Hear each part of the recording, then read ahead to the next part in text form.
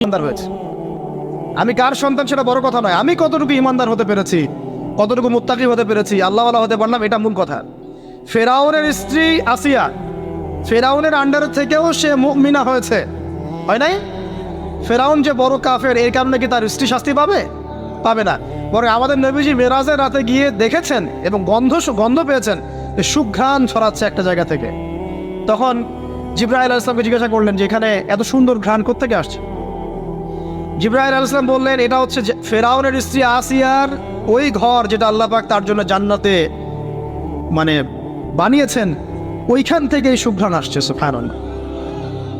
তারপরে এখানে আমরা শিখলাম নিজের চরকায় তেল দিতে হবে, নিজে আমাকে নামাজ পড়তে হবে, নিজেকে আমল করতে হবে, নিজেকে দিনের জন্য কিছু করতে হবে, নিজেকে পর্দা করতে হবে। পরিবারের সদস্যদের দিকে তাকানোর এখন সময়, আগে নিজে। না হলে নবী পরিবারের সদস্য হয়েও দেখেন জাহান্নামে মানুষ যাচ্ছে। এবার সামনে যায় চলেন। ইব্রাহিম আলাইহিস সালাম নাম শুনেছেন? আচ্ছা, তার বাবা কি করতেন?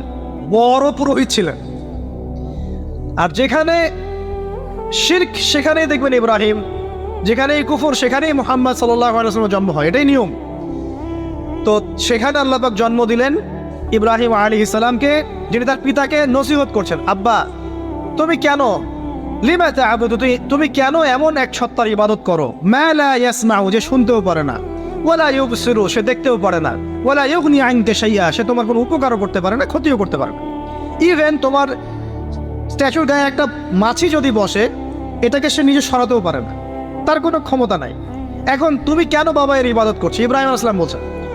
তখন তার বাবা বলছেন, আনতা রাগিবুন আন আলিহাতিনা ইয়া ইব্রাহিম, হে ইব্রাহিম তুমি কি আমাদের এই উপাস্যদের থেকে মুখ ফিরাচ্ছ? যদি তুমি ফিরে না আসো তাহলে আমি তোমাকে বাসা থেকে বের করে দিব, তোমার মাথা পাথর দিয়ে মেরে ফাটিয়ে ফেলবো। তো ইব্রাহিম আলাইহিস সালাম তর্ক করলেন না, বললেন সালামুন আলাইক, আপনার উপর শান্তি বর্ষিত হোক। এই বলে তিনি বাসা থেকে বের হয়ে গেলেন। খেয়াল করে দেখেন, যুবক ছেলে ইব্রাহিম, সে তার পিতাকে দাওয়াত দিল, তার পিতা একজন বড় শিরকের কারিগর, যে তার দাওয়াত কবুল করলো না। কিন্তু ইব্রাহিম আলাইহিস সালাম কিন্তু মিথ্যার সাথে সত্যের আপোষ করলেন না। তিনি প্রয়োজনে একা চলে গেলেন বাড়ি থেকে, তারপরেও আল্লাহর আনুগত্য ছাড়লেন না। পরিবারের হেদায়েত এখানে নাই? আছে। আরও সামনে যান, ইব্রাহিম আলাইহিস সালামের একজন স্ত্রীর নাম কি? হাজেরা। আরেকজনের নাম কি? সারা। সারা আলাইহিস সালাম থাকেন ওই যে শামে, প্যালেস্টাইন। আর হাজেরা আলাইহিস সালামকে রেখে আসা হয়েছে কোথায়? মক্কায়, যেখানে জামজাম কূপ তৈরি হলো। এখানে হাজেরা আলাইহিস সালামকে রেখে যাওয়ার সময় তিনি বলছেন যে আমাদেরকে এই জনমানব শূন্য জায়গায় কেন রেখে যাচ্ছেন ইব্রাহিম? চুপ করে আছেন। আবার জিজ্ঞাসা করছেন, আবার চুপ করে আছেন। এবার তিনি বলছেন হাজেরা আলাইহিস সালাম যে আপনি কি আল্লাহর আদেশেই কাজ করছেন? তখন ইব্রাহিম আলাইহিস সালাম বলছেন হ্যাঁ। মাথাটা খালি নাড়লেন, হ্যাঁ নাম। তখন তার স্ত্রী বলছেন তাহলে আল্লাহ পাক আমাদেরকে ধ্বংস করবেন না ইনশাআল্লাহ। খাবার নাই, পানিও নাই, কিছুই নাই, আল্লাহর প্রতি তাওয়াক্কুলটা দেখেন। এবার দেখেন ওই স্ত্রীর গর্ভ থেকে একজন সন্তান হলো, তার নাম কি?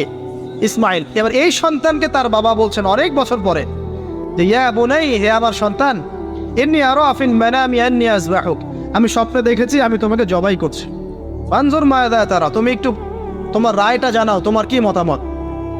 ওই তাওয়াক্কুলকারিনী নারীর গর্ভ থেকে জন্ম নেওয়া এই ইসমাইল তিনি বলছেন ইয়া আবাতি, হে আমার বাবা, ইফআল মা তুমার, আপনি তাই করেন যা আল্লাহ আপনাকে আদেশ করেছেন।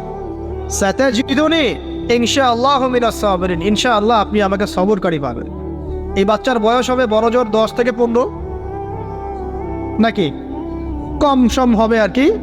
তো এই প্রজন্মের আমাদের জেনারেশনকে দেখেন না। আমি গতকালকে গুগল সার্চ করে দেখেছি যে বাংলাদেশের 11 থেকে 19 বছর বয়সী যে বাচ্চারা আছে, কিশোর, এরা এখন সবচেয়ে বেশি পর্ন দেখে, সবচেয়ে বেশি। এবং স্কুল কলেজ পড়ুয়ার মধ্যে 77%ই পর্ন দেখে। এবং ইন টোটাল হিসাব করে দেখা যায় বাংলাদেশে 92% মানুষ পর্ন আসক্ত, মানে পর্ন আসক্ত না হলেও পর্ন দেখে। তো ওই যে কিশোর ইসমাইলের চেতনা দেখেন আর আমাদের এই যুব সমাজের চেতনা দেখেন, পার্থক্যটা করেন আপনি, তাহলে বুঝতে পারবেন কিভাবে রেভলিউশন হয়েছে ইসলামের, এখন কেন হচ্ছে না। আপনি নিজেই বুঝতে পারবেন আমাদের কারণেই হচ্ছে না। আসেন এবার এই সন্তানকে যে জবাই করার ঘটনা, আল্লাহ পাক হাদিয়া পাঠালেন, তাকে জবাই করতে হলো না। এখান থেকে আমরা কুরবানির ঈদ পালন করছি, তাই না? আচ্ছা, এখানে আমি পরিবারের হেদায়েত হিসেবে এটা ফাইন্ড আউট করছি আপনাদের জন্য যে যদি পরিবারের নারীরা হয় এই হাজরা আলাইহিস সালামের মতো সহনশীলা, সবরকারিণী এবং তাওয়াক্কুলকারিণী, তখনই গিয়ে তাদের গর্ভ থেকে ইসমাইলের মতো সন্তান জন্ম হবে ইনশাআল্লাহ। যাদেরকে আল্লাহর জন্য কুরবানি করতে চাইলে তারা বলবে কোনো সমস্যা নাই, প্রয়োজন আল্লাহর জন্য কুরবান হয়ে যাও। তো এখানে কার ভূমিকা বেশি, বাবার না মায়ের? তাকে কিন্তু তার বাবা মানুষ করেননি, তার বাবা ওইখানে থাকেন সিরিয়ায়, শামে, মাঝে মাঝে আসা যাওয়া করেন। তার বেশিরভাগ সময় তাকে প্যারেন্টিং কে করেছে? তার মা। ওই মায়ের গর্ভ থেকে এমন সন্তান আশা করা যায়।